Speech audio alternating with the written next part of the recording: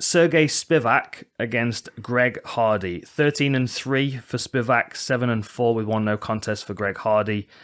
2-inch height advantage and a 2-inch reach advantage for Greg Hardy.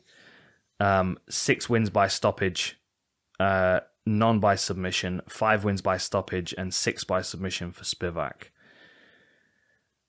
I think this is going to be all about how Greg Hardy's takedown defense looks and how long he can rely on being a really strong, powerful athlete to stay on his feet before he starts to get tired. Because Spivak just mauls people up against the fence. He's very, very good at just that floating top game where they constantly feel like they're carrying a heavyweight and they're feeling pressured, and he's beating them up and he's chipping away at them and trying to expose that arm triangle. And for me, Greg Hardy is one of the, he's one of the interesting problems in the heavyweight division, given the fact that he's such a huge individual. I mean, there's an interview on Full Reptile. You can see me sitting next to him, and honestly, I look like fucking Bilbo Baggins. It's ridiculous. Like I even look back and I think to myself, did we play a perspective trick here? Put the punch bag I was sitting on further.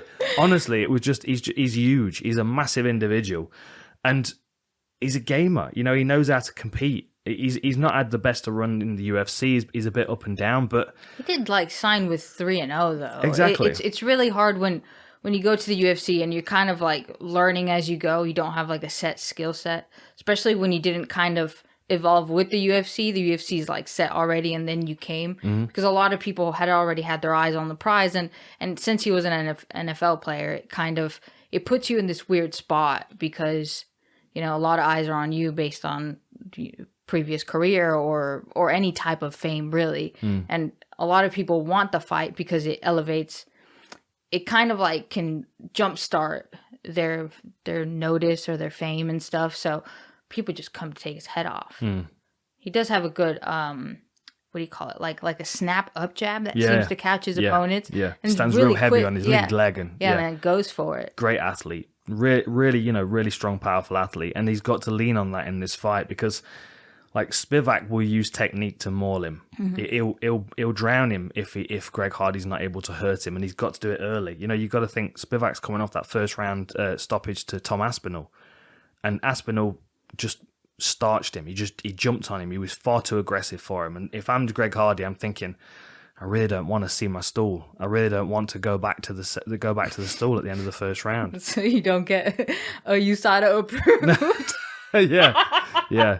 There should be even no conversation about inhalers and stuff in the corner because if I'm Greg Hardy, I'm going for a first round stoppage because the longer it goes, the worse it gets. I don't even know how that happened. They don't even let you bring your own water in the UFC. You can't bring your own pretzels. Yeah. They check you to see if you don't have any snacks or anything. It's just. It would have been even funnier though if he'd have pulled a pretzel out between rounds and had a munch on that instead.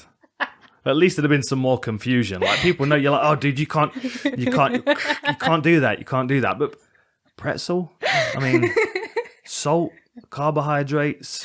I mean, but it would be weird to chew with a mouth guard. I'm thinking about this too much. You've tried to eat a pretzel with a mouth guard in, have you? No wonder you have to keep using that cleaner stuff on your mouth guard. Jesus.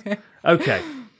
I'm going Spivak. Yeah. I would like to see Greg Hardy starch him in the first round, though, just because he's got a cool last name. However, he is also not for women. I'm not going to go for it. I think Spivak's going to polar bear him up against the fence. Controversy into this podcast. I don't know the story behind that. I don't know the story behind it. Yeah, no, I don't either. No. What I think about Hardy's style though, so, although he has really powerful a right hand, right overhook that, I mean, if it catches you, you're out. It does also kind of go past the central line a bit too much, and he Spivak kind of draws you into this exchange where he capitalizes on the uppercuts and overhooks and tries to see the openings and make you miss to then kind of make you pay.